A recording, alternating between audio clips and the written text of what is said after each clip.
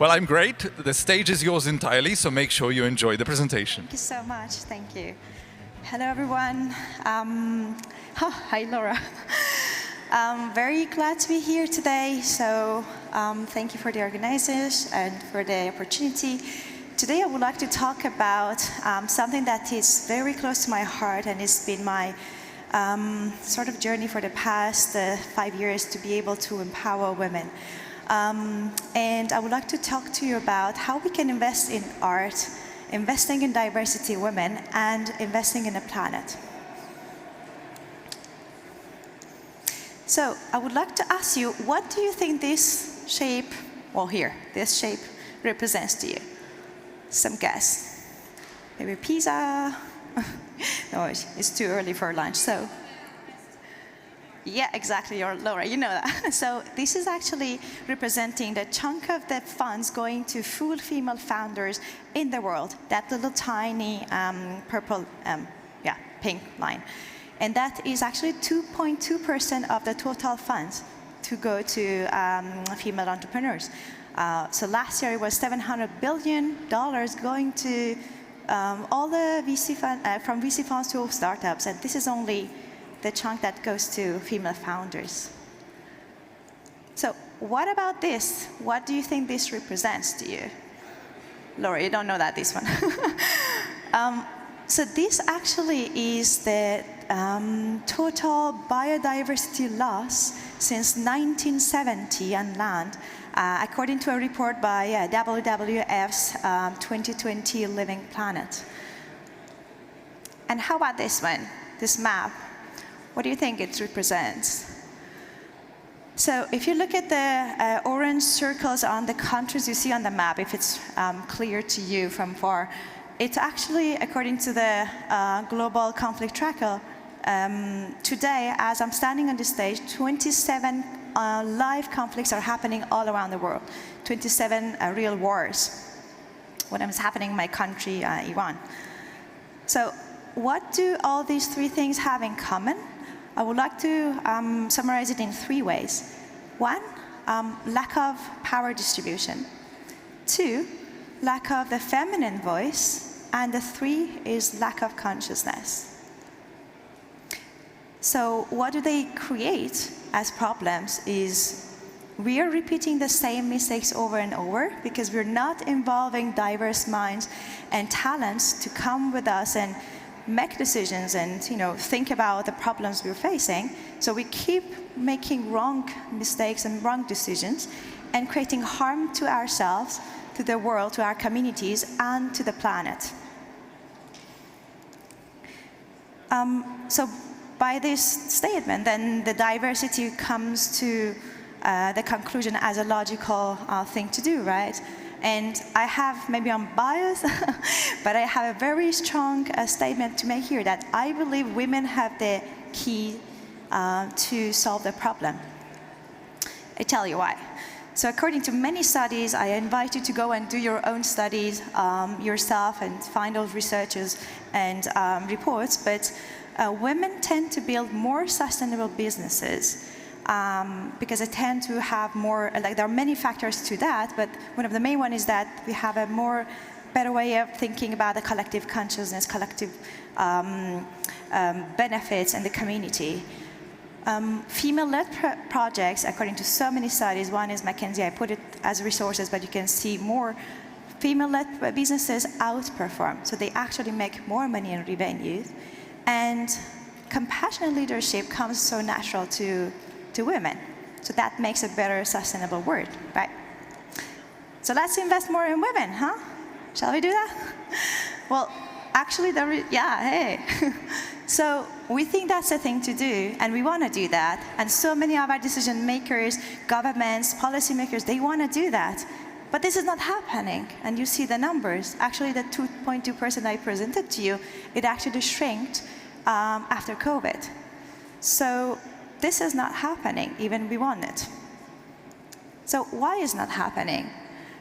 I've spent the past 2 years going nomad, going through the Amazon jungle, like really thinking, just disappearing from the tech world to really think about this problem, why it's not happening. And I really want to summarize it in this beautiful quote by Einstein saying that no problem is solved from the same level of consciousness that has created it.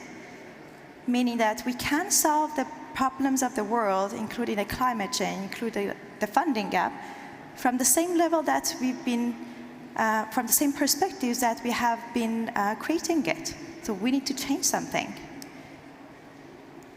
And more concretely is that coming to our whole world and the structures we have, I believe that we have we are working and living in the wrong paradigm. We are asking the things, the wrong things for the change we are seeking for, and specifically about funding and funding more women. We are basically excluding them from the funding world. The whole way that our VC and capitalistic world is functioning is that we're saying, give me 10x in 3 years and I'm going to exit. Well, welcome to the world that we have with all these problems. I believe that we need to change our paradigms and think more sustainable and think about how we can change the world and the paradigms that we have in order to make that shift. So how we can include more women in the VC and funding world. This is actually what I want to talk about. Imagine we can combine art, which actually touches the heart. So art is the core essence of us being human. We are all artists. And that's why it's so powerful and it has so much force to change. So what if we could combine art with technology, that actually technology brings access, brings optimization, and brings resources, in order to build a platform where anyone, anywhere in the world, any talent who wants to get access to funding could actually get that, could get the resources and benefits they need to create a beautiful, sustainable world for us. Well, this is what we're doing at 1,000 Faces. 1,000 Faces. We are creating the first Web3 exclusive investment club to finance women who have impact projects. And when I talk about impact, I'm talking about SDG-focused projects. So we are, in a sense, democratizing funding for the underfunded. And let me talk a little bit more about the word underfunded. If you look today, more than 50% of the citizens in the Middle East and in Africa are unbanked. So basically, they don't have access to the financial banking system that we're using, all of us here today in this room. More than 65% of people in Vietnam, Morocco, Egypt, Philippines are unbanked too. So basically, all the emerging markets, they are also disconnected from the financial systems that we're using.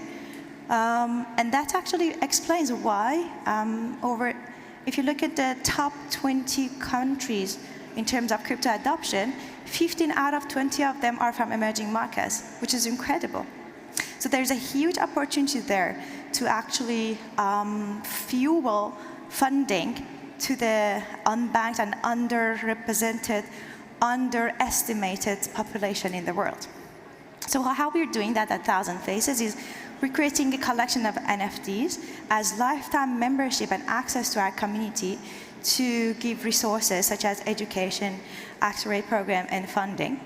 And we're creating a DAO structure to be inclusive in a way that we're making those funding decisions. Because one of the problems today that has created this lack of funding for women is most of the investors are men. And so that has actually created a lot of biases in terms of funding. So if you're creating a DAO and you're including as many diverse people as possible, then you're inclusive and you're distributing the decision-making power.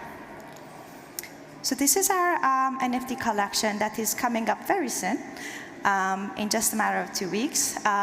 It's all handmade and designed by my sister and co-founder, Nusha, and we generated it for 10,000 pieces of them.